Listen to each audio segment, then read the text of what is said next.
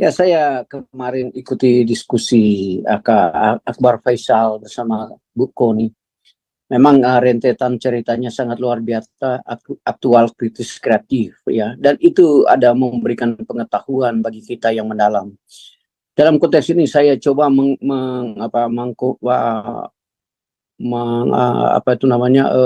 memperbandingkan dengan si Ibu Retno itu menggunakan kasus-kasus di Timur Tengah, ya. Dia gambarkan sebagai politik, bukan sebagai pengetahuan yang ada di dalam dia itu. Kemarin saya coba telaah, ya, diskusi itu Akbar Faisal bersama Bu Koni mau menjelaskan bagaimana kasus perangnya di sana, solusinya apa. Akhirnya dia menyatakan kesimpulan bahwa yang Anda tahu, ya, dia katakan kepada orang-orang yang di luar sana, ya, Anda tahu bahwa Israel lebih tahu lebih dahulu. Itu yang sangat luar biasa, sehingga saya mengambil clue, ya, benar juga, ya. Apa yang Anda tahu masalah solusi di Timur Tengah, Israel sudah tahu lebih dahulu. Itu yang sangat luar biasa, saya ambil kesimpulan diskusi pada hari itu. Dia tidak mau menjelaskan secara rasional. Artinya kemarin Ibu Koni mengatakan, yuk Anda contohlah, walaupun bukan ditujukan kepada dia. Ibu Koni bilang negara kita belum merdeka gitu. Kok Anda mau paksakan ini harus dua state harus merdeka atau apa gitu. Lihat dulu negara Anda gitu. Itu salah satu dia langsung berhubungan dengan bicara itu, Koni bicara tentang Papua gitu. Ini oleh sebab itu jadi bumerang sendiri bagi negara kita, bagi Ibu Retno itu. Saya cuma sampaikan saya tahu ini Ibu Retno dengar, walaupun kawannya, temannya, akrabnya, keluarganya mendengar pembicaraan kita. Saya cuma sampaikan dia itu harus cerdas lah. Jangan membawa ranah perang di Israel sama Palestina dan sekutu-sekutunya di sana itu ya menjadi sebagai alat politik.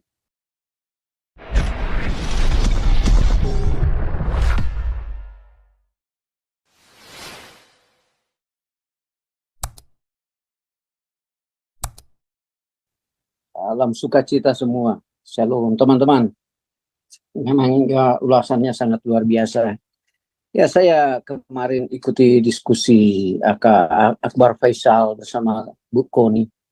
Memang rentetan ceritanya sangat luar biasa, aktual, kritis, kreatif, ya. Dan itu ada memberikan pengetahuan bagi kita yang mendalam. Dalam konteks ini saya coba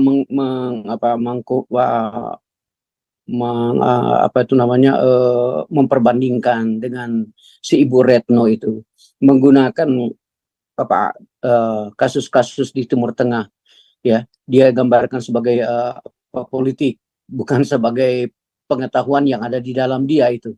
Kemarin saya coba telaah, ya, diskusi itu Akbar Faisal bersama Bu Koni mau menjelaskan bagaimana kasus perangnya di sana, solusinya apa. Akhirnya dia menyatakan kesimpulan bahwa yang Anda tahu, ya, dia katakan kepada orang-orang yang di luar sana, ya, Anda tahu bahwa Israel lebih tahu lebih dahulu. Itu yang sangat luar biasa, sehingga saya mengambil clue, ya, benar juga, ya. Apa yang Anda tahu masalah solusi di Timur Tengah, Israel sudah tahu lebih dahulu. Itu yang sangat luar biasa, saya ambil kesimpulan diskusi pada hari itu. Dan teman-teman, saya coba kedua, ya. Di Indonesia itu benar juga dikatakan oleh beberapa intelektual bahwa rata-rata IQ orang Indonesia 79 kalau dia selalu mendengar berita-berita provokasi-provokasi yang dari media-media tribun itu, yang notabene-nya itu mereka bagaimana memframing, membalikkan suatu kenyataan menjadi suatu kebohongan. Ini yang menjadi rusak di negara kita. Ya, saya bersyukur masih banyak orang-orang intelektual di Indonesia itu memahami bahwa apa yang dia bawakan itu adalah satu kebohongan, seperti Dr. Paul katakan. Kenapa saya katakan sekarang dunia ini sudah terbuka. Saya mau sampaikan, jangan dibilang berita kita akurat dan terpercaya. Saya tidak terlalu itu, karena saya bilang dunia sudah terbuka. Orang sekarang di tangan mereka berita internasional itu, dari news internet, dari Jerusalem Post, dari Israel Post, dari CNN Internasional, Reuters Internasional, ya, semua NBC, ABC, semua berita-berita, ya, secara langsung mereka mereka tulis di dalam pemberitaan secara realistis gitu, bukan seperti di Indonesia. Inilah saya bilang, Indonesia ini kan masyarakatnya salah satunya sebenar juga ya, IQ-nya 79 kalau mereka mencermati, membaca bahasa-bahasa Indonesianya itu yang mengarahkan ke kecelakaan bagi negara kita. Begitu juga Retno. Retno ini saya ulangi ya, dia itu saya tahu kecerdasannya ada. Tetapi dia menggunakan ya, bagaimana perang di Israel itu dan Palestina itu sebagai alat politik dia di negara dia gitu. Dia tidak mau menjelaskan secara rasional. Artinya kemarin Ibu Koni mengatakan, "Yo, Anda contoh lah, walaupun bukan ditujukan kepada dia, Ibu Koni bilang negara kita belum merdeka gitu. Kok Anda mau paksakan ini harus dua state harus merdeka atau apa gitu. Lihat dulu negara Anda gitu." Itu salah satu apa dia langsung berhubungan dengan bicara itu Koni bicara tentang Papua gitu. Ini oleh sebab itu jadi bumerang sendiri bagi negara kita, bagi Ibu Retno itu. Saya cuma sampaikan ya saya tahu ini Ibu Retno dengar, walaupun kawannya, temannya, akrabnya, keluarganya mendengar pembicaraan kita. Saya semua sampaikan dia itu harus cerdas lah. Jangan membawa ranah perang di Israel sama Palestina dan sekutu-sekutunya di sana itu ya menjadi sebagai alat politik untuk mencapai apa yang Anda inginkan. Itulah yang menyebabkan negara kita mundur gitu. Kemarin juga yang jadi ketua MPR itu baru kemarin sudah bilang kutuk begini kan dia baru pidato kemarin itu sudah mulai berbahasa politik seperti itu. Ini yang saya mau sampaikan kepada rakyat supaya cerdas buka matanya, jangan dibohongi oleh politik Indonesia yang kelas atas itu, yang notabene pengalaman sejarah, yang membaca sejarah tidak ada di otak mereka, karena mereka hanya menggunakan ya saya bilang konteks dalam kurung Islam ini sebagai alat kekuatan politik supaya mereka menduduki jabatan di negara. Setelah mereka menduduki jabatan negara itu mereka akan mengapa rakyat Indonesia akan saya bilang ya jadi pelayan bagi mereka itu si politikus itu. Sebenarnya jujur aja di Indonesia kalau dia terbuka menjelaskan bagaimana sejarah, bagaimana perkembangan Israel, apa sebab akibat. Karena apa? Jujur aja Israel itu berperang melawan selalu dikatakan oleh siapa? Yang calon wakil presiden itu Indonesia, calon presiden Amerika. Kedua-duanya menyatakan mereka itu selalu menyatakan mereka itu melawan teroris gitu. Teroris itu Hamas, Hizbullah bersama konco-konconya, begitu juga Houthi. Itu tanda kutipnya, bukan melawan kalau Anda mau. Cuma mereka mengangkat ke itu ya ke permukaan masalah Palestina gitu aja untuk merdeka gitu. Itu benar merdeka, tetapi yang dilawan oleh negara-negara besar ini adalah teroris. Nah, itu yang kacamata harus dibuka gitu. Yang dilawan teroris. Siapa teroris itu? Nah, persoalan silakanlah. Barangkali Israel kayak lah. Kalau Anda ingin mau menyatakan negara dua merdeka, silakanlah. Tapi bagaimana kalau Anda mau merdeka teroris masih hidup di area itu gitu? Itu persoalan yang betul-betul ada kecermatan berpikir yang orang-orang saya bilang yang punya kemampuan analisa yang intelektual gitu. Itu saya juga benar juga Opung siapa Jagi bilang Ben ya sama. Kita bicara dunia politik tentunya yang dihentar oleh politikus kayak Iran, Indonesia itu dia menghentar konteks Islamnya itu gitu. Mereka punya rasa persaudaraan di Islam bukan karena itu terorisnya itu. Ya ini pandangan saya mengenai Israel yang saya ikuti dari pembicaraan tokoh-tokoh ya nggak yang punya pemahaman hukum internasional. Mereka tahu sejarahnya bagaimana Israel berdiri. Sampai Ibu Koni itu mau mengatakan sederhana aja. Kita aja Inggris dan Prancis bikin bertemu. Indonesia punya kemampuan, mampu nggak? Karena semua yang menyebabkan sebab akibat ini, prima causanya ini adalah Inggris dan Prancis. Itu kata Ibu Koni. Baru kita tanya, kamu yang bikin solusi masalah Israel.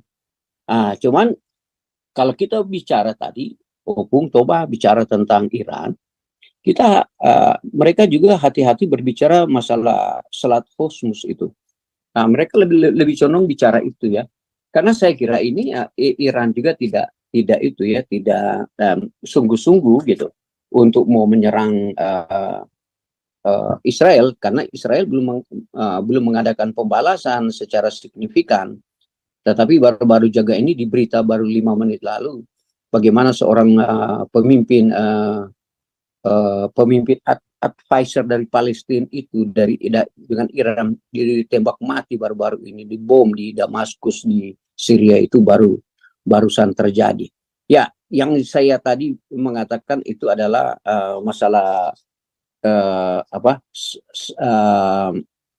Selat Hormuz itu yang ada itu, karena selat itu dari analisa mereka, kalau ini Iran ini Selat Hormuz ini, kalau Iran ini tutup, nggak tahu ini, karena lautan itu dibatasi oleh Iran yang punya. Ini yang sangat berbahaya sekali. Ini pasokan minyak dari Arab, semua beberapa negara itu harus melewati selat itu. Nah, bagaimana solusinya katanya itu? Itu memang diteliti oleh beberapa ahli perang. Oleh sebab itu barangkali Amerika ikut campur. Jangan coba-coba. Nah, tentunya kalau Selat Hormuz itu dijaga ketat oleh Iran, ya pasokan minyak ke Eropa lain sebagainya akan terhambat benar-benar. Tapi teman-teman lebih pandai untuk menganalisa itu. Yang saya pesan tadi ini, ya, tolonglah kepada media-media di Indonesia, hentikan provokasi propaganda, berita-berita yang bohong itu. Saya percaya Tempo, kalau saya lihat, adalah jujur, karena diri orang-orang intelektual meneliti, menelaah, bukan propaganda atau provokasi atau dibikin polemik. Ternyata di Israel itu tembakan-tembakan itu tidak ada yang secara signifikan mengarah ke Israel. Itu semua berita dunia sama. Anehnya berita di Indonesia itu yang berbahasa Indonesia itu mereka plesetkan semua, ini Israel bla bla bla. Saya ini kebohongan yang sangat luar biasa. Inilah yang disebabkan Indonesia ini mundur, apalagi rakyat-rakyatnya mundur karena mengadopsi berita-berita kebohongan. Ya, saya sarankanlah teman-teman hadirlah di channel Pak Dr. Paul Sang, bagi Anda Muslim lah, Islam, dari segala, supaya kita dapat informasi yang jelas. Karena di sini terdiri dari orang-orang intelektual secara internasional, secara dunia, mereka melihat perkembangan. Bukan seperti di media di Indonesia itu. Setiap saya baca itu, ini orang bohong ceritanya. Tidak ada kebenaran. Benar, dia kutip dari Yahoo-nya, dia kutip dari Google-nya, dia kutip dari CNN Internasional, dia kutip dari Jerusalem Post, dia kutip dari Israel Post, dia kutip di UK Post atau Washington Post, semua dia kutip dari situ, cuma dia plesetkan gitu beritanya, dia sorong beritanya, seolah-olah ada kekalahan bagi negara Israel. Sebenarnya itu yang menjadi kebohongan kepada seluruh rakyat Indonesia. Oleh sebab itu, Anda teman-teman di sini langsung condemn itu kalau ada berita-berita seperti itu. Anda jangan terlalu mendengar itu karena bohong. Hampir 100% bohong. Tadi yang di live Pak Paul saya dengar itu, saya sudah dengar juga sebelumnya. Tapi sebuah kebohongan setelah saya memperbandingkan dengan berita-berita lain yang benar-benar aktual dan real, tidak ada kebohongan. Dan teman-teman juga di sini lebih condong, kalau saya sarankan, lebih banyak membaca berita-berita yang di Israel itu, yang di Yerusalem Post, semua itu tidak ada kebohongan yang mereka sampaikan, melainkan mereka live langsung. Kemudian data itu tidak dikelola semaksimal mungkin, mau mengatakan bahwa Israel, kalau dia katakan tentara Israel IDF, kalau dia katakan dia ada orang yang meninggal tentaranya, dia tunjukkan lagi ini meninggal gitu. Tidak ada kebohongan gitu. Kalau dia bicara dia bom ini, dia bilang dia bom itu. Tidak direkayasa seperti media Indonesia suka merekayasa. Ini sebagai pengetahuan bagi teman-teman yang di Indonesia ya, atau di seluruh dunia yang berbahasa Indonesia. Mari kita hati-hati mendengar berita di Indonesia. Ya, itu yang saya mau sampaikan kepada dunia jurnalistis di Indonesia. Anda tidak usah berbohong lah. Karena apa? Orang sekarang sudah pintar, sudah mampu melihat berita-berita yang ada di luar negeri sana. Ya, itu yang saya mau sampaikan. Tentunya di sini banyak jurnalistis mendengar. Nah, kemudian seluruh rakyat Indonesia saya minta tolong lah. Jangan mendengar yang apa itu yang tribun-tribun itu yang apalagi dia sudah menggunakan jilbab. Ciri-ciri mereka itu kalau Anda dengar di berita begitu, kalau cirinya sederhana. Kalau pembawa berita itu sudah jenggotan, itu sudah pemberitaan kanan itu. Kemudian kalau Anda melihat, saya tidak itu ya masalah busana ya. Mereka itu kalau sudah menggunakan itu jilbab dalam pemberitaan itu beritanya kanan itu. Sudah nggak benar gitu. Itu yang pertama saya lihat ya, saya perhatikan ya. Tentunya itu kita analisa, artinya kita random gitu. Dari 10 pemberitaan begitu yang menggunakan itu selalu Israel gitu. Tapi di sini kita tidak itu ya. Kita kan di sini teman-teman tidak mendukung perang. Kita juga tidak senang melihat orang meninggal dibom dan lain, tidak senang. Tapi ini suatu fenomena perang gitu. Dan suatu fenomena perang itu kita harus beritakan secara realistis gitu. Seperti Bung Toba punya kemampuan menganalisa, dia tahu rentetan-rentetan secara sistematika melalui metode, sehingga kesimpulan dapat disimpulkan gitu. Ya begitu juga Burben punya kemampuan menganalisa secara dini gitu. Ya, itu sangat luar biasa perkembangan dunia mereka lihat gitu. Dan mereka melihat itu dari berita yang disampaikan secara real, baru mereka sampaikan ke tempat kita di tempat sini. Bukan beda dengan tribun-tribun Indonesia. Selalu memframing hal-hal yang salah. Inilah yang saya sebabkan orang Indonesia itu semakin hari semakin bodoh. Salah satu Retno ya. Saya bilang Retno itu dia mempergunakan case-nya di Israel itu cuma bagaimana dia akan coba posisinya manusianya menduduki sebagai jabatan politik di Indonesia seolah dia pintar. Kendati dia cuma mengadopsi itu supaya umat Islam itu memuji dan mengakui dia. Baru tanya sama saya, apa itu Pak Teddy, bagaimana Pak? Iya, salah satu majelis ulama ini yang di Muhammadiyah itu memberikan penghargaan kepada dia dan beberapa tokoh. Iya, karena otaknya sudah begitu gitu. Inilah saya mau sampaikan perkembangan di dunia sekarang ya. Ya, saya dengan harapan mari saudara-saudara teman-teman selalu ya update otak kita melihat apa perkembangan di Israel sana. Dan saya yakin dan percaya bahwa semua kebenaran kita sebenarnya adalah sebagai hal yang sangat baik sekali. Yang penting jangan berprovokasi yang bukan-bukan, kita ambil beritanya aja.